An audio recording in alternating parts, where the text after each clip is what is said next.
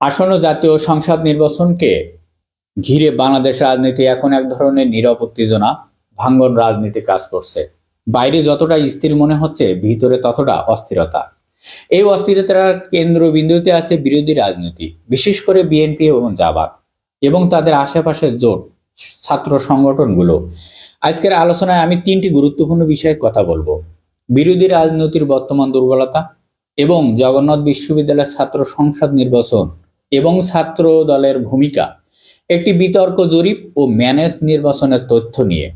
Number one, বিরোধী রাজনীতি। BNP দুর্বল অবস্থান। জাতীয় নির্বাচনকে সামনে রেখে বিএনপি এখন কোনো দৃঢ় ও ধারাবাহিকতা রাজনৈতিক অবস্থান তৈরি করতে পারেনি।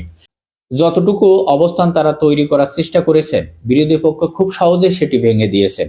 গত 5ই আগস্টের পর থেকে যখন নির্বাচন একের পর আলোচনা শুরু হয়, তখন থেকে আমরা দেখে আসছি বিএনপি তাদের মেধাবী এবং অভিজ্ঞ রাজনৈতিক ব্যক্তিদের সামনে আনতে ব্যর্থ হয়েছে এবং তারা বারবার জামাত বিরোধী প্রোপাগান্ড চালিয়েছেন। কিন্তু আশ্চর্যের বিষয় হলো, এই যে 20-22 ঘন্টার মধ্যে সেই প্রোপাগান্ডগুলো মিথ্যা বা দুর্বল তথ্য বলে প্রমাণিত হয়েছে। ফলে জনগণের কাছে বিএনপির বক্তব্য বিশ্বাসযোগ্য তৈরি হয়নি।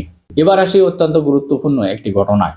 গতকালকে জগন্নাথ বিশ্ববিদ্যালয়ের ছাত্র নির্বাচন হয়েছে। আপনারা জানেন, সাম্প্রতিক 4টি নির্বাচন ছাত্রদল পরপর হেরেছে। এর পিছনেও অনেক কারণ থাকতে পারে: জনসমর্থনের অভাব, সাংগঠনিক দুর্বলতা ইত্যাদি ইত্যাদি।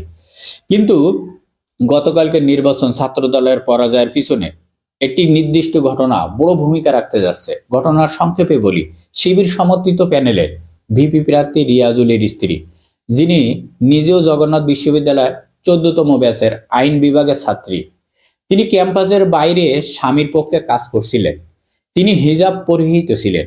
এই অবস্থায় ছাত্রদলের কিছু নেতাকর্মীরা তাকে প্রকাশ্য হেনস্থ করে, হেজাব ধরে টানাটানিও করে এবং পরে পুলিশ ডেকে তাকে পুলিশের হাতে তুলে দেয়। সবচেয়ে ভয়ঙ্কর বিষয় হলো, তিনি নিজের পরিচয় দেওয়ার পরেও এই আচরণ বন্ধ হয়নি। এমনকি ঘটনাস্থলে থাকা একজন পুলিশ সদস্য এই অন্যায় দেখে প্রতিবাদ করলে বা ছাত্র দলের কর্মীরা হামলা চালায়। এই ঘটনার পর মুহূর্তের মধ্যে ক্যাম্পাস থেকে শুরু করে সারা দেশব্যাপী একটি ধারণা ছড়িয়ে পড়ে, ছাত্রদল আর আওয়ামী লীগের মধ্যে আসলেই কোনো পার্থক্য নেই।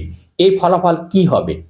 খুব সম্ভবত জগন্নাথ বিশ্ববিদ্যালয়ের শিক্ষার্থীরা শিবির সমর্থিত ঐক্যবদ্ধ প্যানেলকে ভোট দিয়ে যাবে। সুতরাং জাহাঙ্গীরনগর বিশ্ববিদ্যালয়ে যেটা হয়েছিল, এখানেও পরিস্থিতি সেই দিকেই যাচ্ছে। এই ঘটনাটির বিষয়ে আমি স্পষ্ট নিন্দা জানাচ্ছি। ছাত্রদল এখানে চরমভাবে ব্যর্থ হয়েছে। এবার আসি মূল আলোচনায়। সম্প্রতি একটি তথাকথিত জরিপ প্রকাশিত আসছে। সেখানে বলা হয়েছে, বিএনপি নাকি আগামী নির্বাচনে 70-75% ভোট পাবে, জামাত তাদের ভোট পাবে প্রায় 20-21%। জরিপ প্রকাশ করা হয়েছে একটি সংস্থা ইএসডি।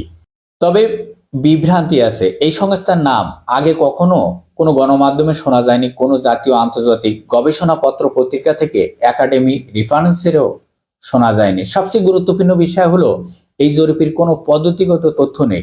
কতজন মানুষের উপর জরিপ করা হয়েছে, কোন এলাকায় করা হয়েছে, কি পদ্ধতিতে করা হয়েছে, অংশগ্রহণকারীরা কারা, এই তথ্যগুলো ছাড়া কোনো জরিপ বিশ্বাসযোগ্য হয় না। ম্যানেজ নির্বাচন মাঠ পরিস্থিতির ধাপ। রাজনৈতিক বিশ্লেষকদের মতে এই ধরনের জরিপ মূলত একটি বড় পরিকল্পনার অংশ।